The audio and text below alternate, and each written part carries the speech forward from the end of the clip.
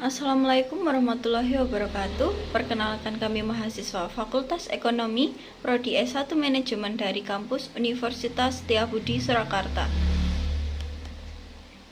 Kami akan mempresentasikan tentang penganggaran perusahaan yang diampu oleh Ibu Dr. Titik Puji Astuti, SE MSI AKCA. Pada bab 1 yaitu anggaran. Kami perwakilan kelompok 1 yang beranggotakan saya sendiri, Nuzulaida Putri Romadoni, lalu ada teman saya, Ganendra Vido Aska Putra.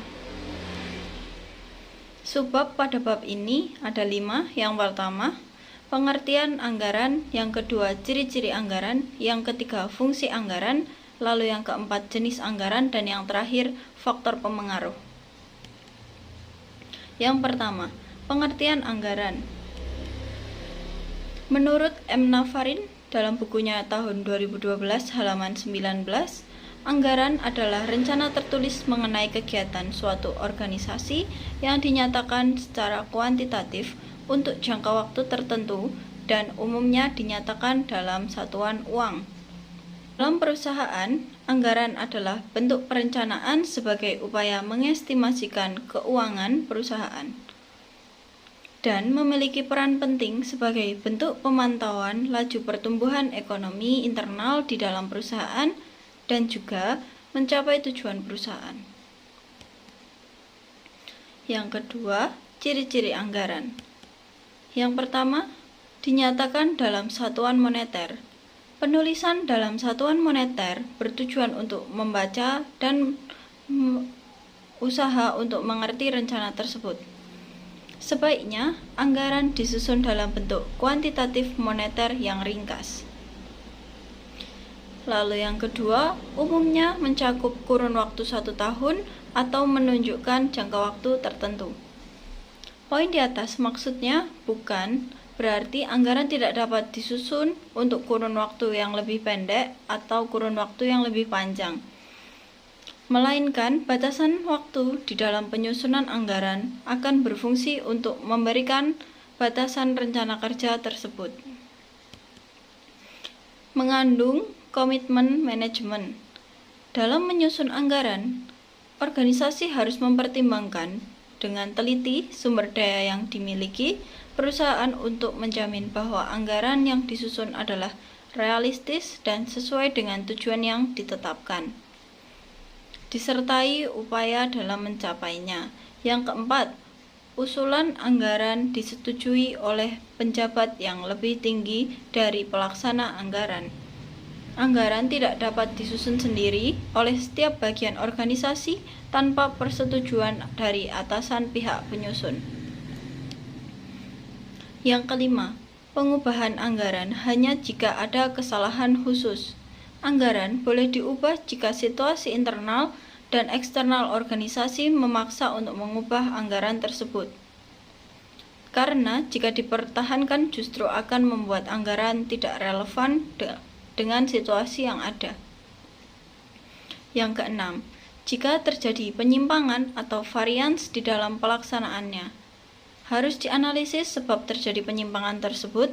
Analisis penyimpangan bertujuan untuk mencari penyebab penyimpangan, supaya tidak terulang kembali di masa mendatang dan penyusunan anggaran di kemudian hari menjadi lebih relevan dengan situasi yang ada.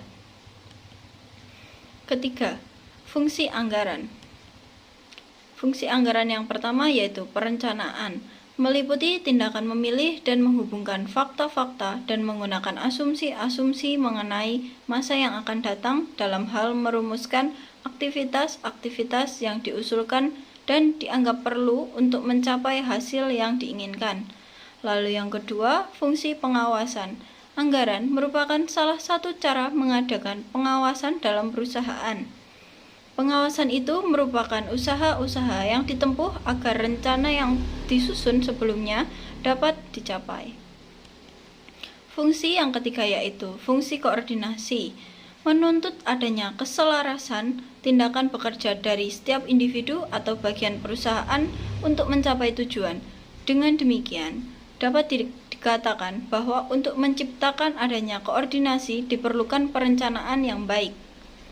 yang dapat menunjukkan keselarasan rencana antara satu bagian dengan bagian lain. Yang keempat, fungsi pedoman kerja. Anggaran merupakan suatu kerja yang disusun sistematis dan dinyatakan dalam unit moneter. Penyusunan anggaran berdasarkan pengalaman masa lalu dan taksiran-taksiran pada masa yang akan datang. Maka ini dapat menjadi pedoman kerja bagi setiap bagian dalam perusahaan untuk menjalankan kegiatannya. Baik, akan saya lanjutkan. Perkenalkan, nama saya Ganindra Fido Aska Putra. Bab 4, jenis-jenis anggaran. Menurut M. Nafarin pada bukunya tahun 2012 pada halaman 22, jenis-jenis anggaran dapat dikelompokkan menjadi beberapa sudut pandang, yaitu yang pertama, dasar penyusunan, yang kedua, cara penyesuaian, yang ketiga, jangka waktu, yang keempat, bidangnya, yang kelima, kemauan usaha, dan keenam, fungsinya. Yang pertama, menurut dasar penyusunan. A. Anggaran variabel, yaitu anggaran yang disusun berdasarkan interval atau kisar, kapasitas atau aktivitas tertentu, dan pada intinya merupakan suatu seri anggaran yang dapat disesuaikan pada tingkat-tingkat aktivitas atau kegiatan yang berbeda. Anggaran variabel disebut juga anggaran fleksibel. B. Anggaran tetap, yaitu anggaran yang disusun berdasarkan suatu tingkat kapasitas tertentu. Anggaran tersebut juga disebut anggaran statis. Yang kedua, menurut cara penyusunan. A. Anggaran periodik adalah anggaran yang disusun untuk satu periode tertentu. Pada umumnya dalam periode 1 tahun yang disusun setiap periode anggaran. B. Anggaran kontinu adalah anggaran yang dibuat untuk mengadakan perbaikan anggaran yang pernah dibuat. 3. Menurut jangka waktu. A. Anggaran jangka pendek atau anggaran taktis adalah anggaran yang dibuat dengan jangka waktu paling lama sampai 1 tahun. B. Anggaran jangka panjang atau anggaran strategis adalah anggaran yang dibuat dalam jangka waktu lebih dari 1 tahun. Yang keempat, menurut bidangnya. A. Anggaran operasional adalah anggaran untuk menyusun anggaran laba rugi. B.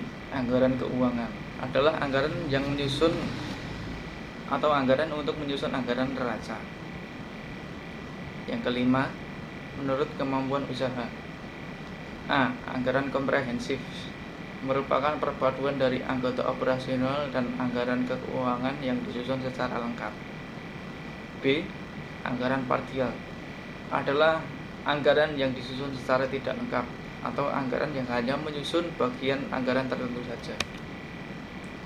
Yang keenam, menurut fungsinya. A. Appropriation budget adalah anggaran yang diperuntukkan bagi tujuan tertentu dan tidak boleh digunakan untuk manfaat lainnya. B. Performance budget adalah anggaran yang disusun berdasarkan fungsi aktivitas yang dilakukan dalam perusahaan untuk menilai apakah biaya atau beban yang dikeluarkan oleh masing-masing aktivitas tidak melampaui batas. Jadi, menurut kami, adanya anggaran memiliki beberapa jenis yang memiliki tujuan dan fungsi masing-masing. Anggaran perlu disusun secara baik untuk memonitoring finansial perusahaan. 5. Faktor-faktor yang mempengaruhi. Yang pertama, faktor internal. Faktor internal ini adalah faktor yang berada di dalam perusahaan itu sendiri. Faktor tersebut antara lain, yang pertama, data penjualan pada tahun-tahun yang lalu. Yang kedua, kebijaksanaan perusahaan yang berhubungan dengan masalah harga jual, syarat pembayaran yang dijual, dan lain sebagainya. Ketiga, kapasitas produksi yang dimiliki perusahaan. Yang keempat, tenaga kerja, modal kerja, dan fasilitas-fasilitas yang dimiliki perusahaan. Yang kedua, faktor eksternal. Faktor eksternal adalah faktor-faktor yang berada di luar perusahaan, tetapi mempengaruhi kehidupan perusahaan. Faktor tersebut antara lain berupa, yang pertama, keadaan persaingan, yang kedua, tingkat pertumbuhan penduduk, Yang ketiga, tingkat penghasilan masyarakat. Yang keempat, penyebaran penduduk, agama, adat istiadat, dan lain-lain. Daftar Pustaka Navarin M 2012 tentang penganggaran perusahaan edisi ketiga di tempat Jakarta di Salemba 4. Demikian presentasi dari kelompok 1. Jika ada kesalahan kami mohon maaf, dan jika ada saran atau kritik bisa meninggalkan komentar di bawah. Dan terima kasih atas perhatiannya. Wassalamualaikum warahmatullahi wabarakatuh.